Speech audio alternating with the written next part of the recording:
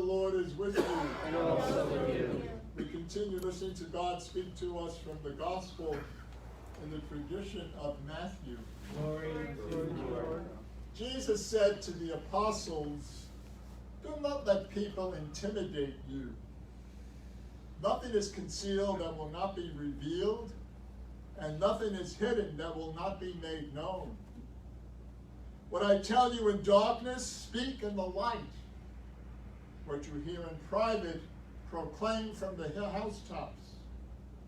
Do not fear those who deprive the body, but cannot destroy the soul. Rather fear the one who can destroy both body and soul in Gehenna.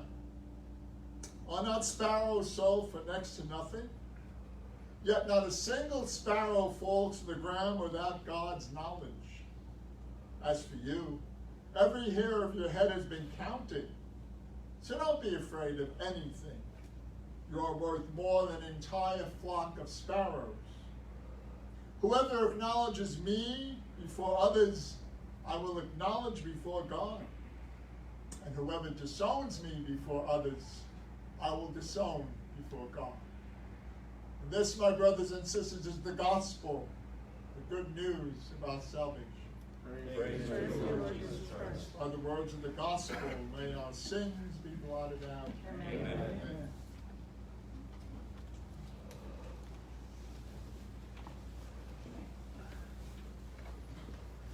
Please be seated.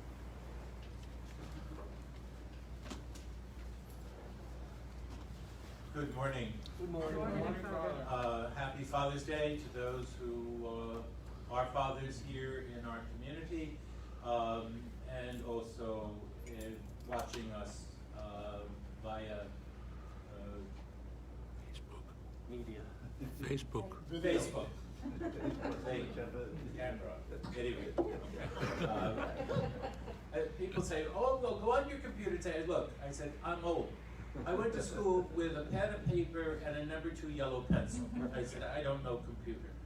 I'm lucky I can do what I can do." But be that anyway, it is a special day for all of us because we've all had fathers, and we all have different relationships with our fathers. We have different memories of who our fathers were and what they did for us.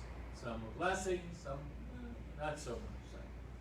But the reality is, when you are responsible for a young person in your life, a baby comes into your life, it's a blessing, it's an honor, but it's a challenge. As a friend of mine said, "Vinnie, babies don't come with a set of instructions." And that is so true. And as I tell my nieces and nephews that have babies, one day they're going to make their own decision. And it may not be exactly the decision that you think is best for them. But be that as it may, let us move on. It's an interesting gospel that we hear today because there seems to be a lot of secrecy, and we love secrets. One of the things we all love to do, as much as we would deny it, is we love to gossip. There's an old saying: people get around the table, sip coffee, and dish dirt. And many times we find ourselves doing that. We get on the phone. The first thing we say is, "Guess what I heard? Guess what happened? Guess who called me?" And so the guessing game goes on until you say, "Okay, fine. You know, I've named 14 people now. What's the point of all this?" And then so and so called me. "Get out of town." Yeah, shut up. Shut the front door. We make all these different expressions, but we're saying, you know, okay, fine. Now, what are the details? Many times people will say, "Well, I saw somebody," and they said, "Well, what's going on?" "I don't remember." "You don't remember? Then what are you doing telling me if you're going to leave out the best parts because you don't remember? Take notes the next time." You know. But Jesus is saying to the disciples that there are things that are secret now. But they're going to be yelled from the housetops. They're going to be made known. And what are those secrets? Jesus said, what I tell you in secret, proclaim openly. And what is that secret? Well, there is really nothing in the scriptures that I ever read that said, and this is the secret that Jesus had. And so it's assumed that Jesus is talking about the secret, the good news. It's a secret which Jesus attempted to get his disciples to understand, and sometimes they got it, but a lot of times they didn't. And they would sit together, and I'm sure that they would, of an evening, as Jesus is off praying, saying, what in the world is going on? What did he mean by? What does he expect us to do? And where in the world are we going? I read something long ago in regards to Judas Iscariot, the one who betrayed Jesus. And we look on him as the traitor, as the one who went off and hung himself and his bowels split asunder, as the old version of the Vulgate would say. But I just wonder if it was because of the fact that Judas didn't understand where Jesus was going, and he was beginning to get the feeling, given the times that they were in, the relationship between the Romans and the Jews, the rise of the zealot party that wanted to overthrow Rome. I think Judas did what he did because he was afraid. He was afraid that things would come down on the disciples and they would all be put to death. Just a thought. Getting back to the secret. As I thought on my way down here, and I began to ponder these words of what Jesus said today in the gospel, I couldn't help but think, as good as we are, we all have skeletons in our closet. Every single one of us. And I heard it said, if you have a skeleton in your closet, oh, what the hell, rattle it once in a while. So that people know it's there. But I think the secret that Jesus was saying today in this gospel story, and it's appropriate that it should come on Father's Day, is that the Father loves us. The Father cares about us. The Father is not this created being somewhere far away.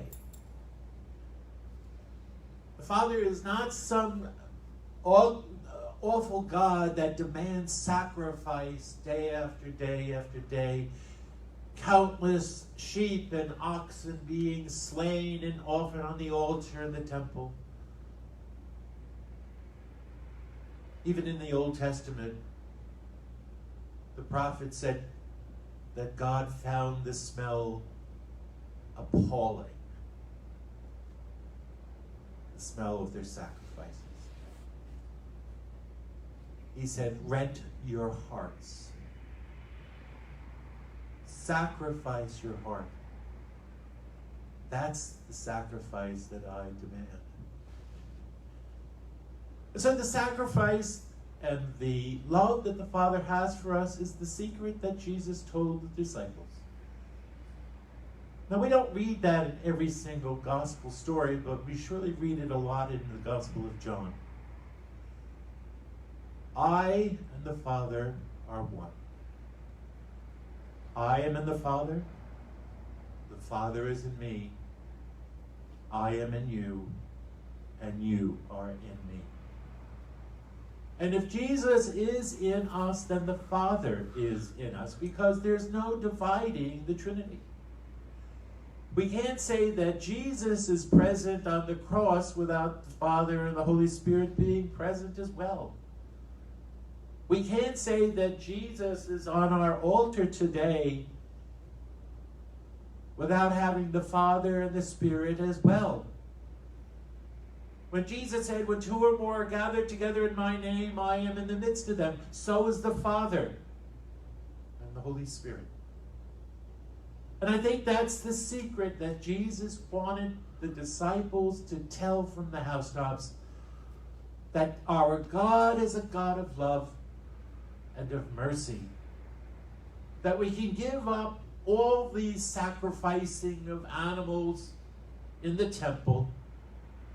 We can give up these thoughts that God is some foreign power that in a moment's notice can crush us and annihilate us and allow our enemies to overpower us and take us as captives. God is a Father. And whatever or however we can define that term, God is the perfect Father. He is the one who created us. He and the Son, the Word, was together in creation. And as the prologue in John's Gospel says, the Word was with God, and all things were created for him and in him, and without him, nothing was created. And so today we celebrate Father's Day. We remember those who were in our lives that may not be there anymore, but surely their memories are. We may be blessed by having our fathers with us yet, and we celebrate that reality. But somewhere along the line, a person said yes to our being, brought us into this life, and helped us to become who we are today. Were there mistakes made? Oh yes. For as I said before, we don't come with a set of instructions. But we know that God is that perfect Father who is with us in a moment's notice, to take our hand when we falter, to give us answer to the questions that we need to be answered, and to give us the ability to become the people that He has created us to be. Not necessarily the people that we want to be, but the people He created us to be. Sometimes we may wonder why God made us the way we are. And I read some answer to that a while back in a book. It said, God created you the way you are because He wanted to create the best son or daughter that He could ever create. And that was you. That is you. And that is me. Happy Father's Day, Father.